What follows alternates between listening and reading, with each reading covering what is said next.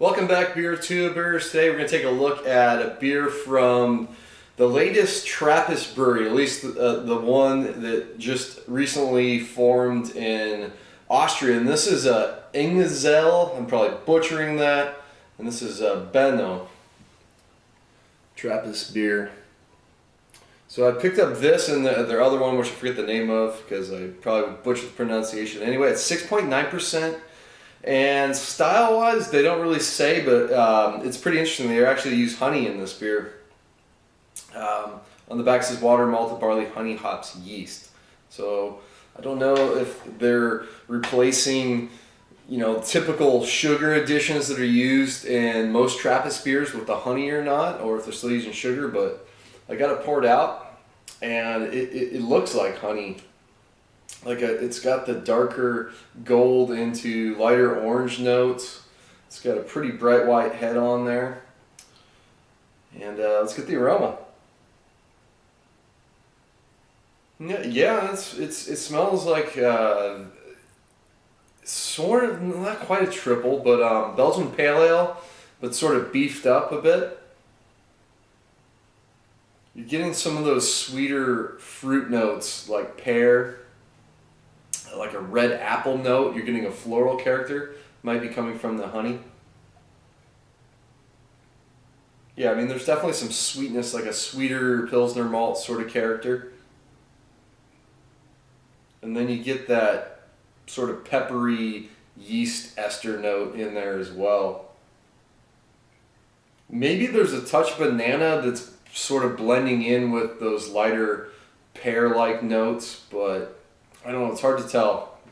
Beer could probably warm up a touch more, but yeah, it smells unique compared to the other Trappist beers I've had, so let's give it a try. Cheers.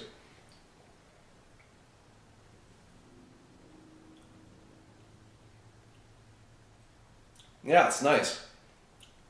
Yeah, I like that. You get a little bit of that honey character in there, which is nice. The other note that I now realize, because I'm getting on the taste, that I was also getting on the nose, was like a white grape note to it, which I really like. Between that and the pear, like a sweeter red apple sort of note. It's got some nice like fruity sweetness to the beer. It's not overly peppery or phenolic, which is really nice. So up front you get a malty sweetness. I'm assuming it's like a Pilsner malt. I don't know, it's hard to describe. It's got that sweeter sort of like honey-like malt characteristic, but not quite honey, just a sweeter, not quite breadiness. I don't know how to describe it other than like if you had like a Belgian candy sugar type of sweetness up front. And then it transitions into the pear, white grape, red apple notes, and then it sort of blends into the yeasty, like sort of banana-y character. And then the finish is earthy. It's got some pepper, a little bit of like a clove-like spiciness to it as well.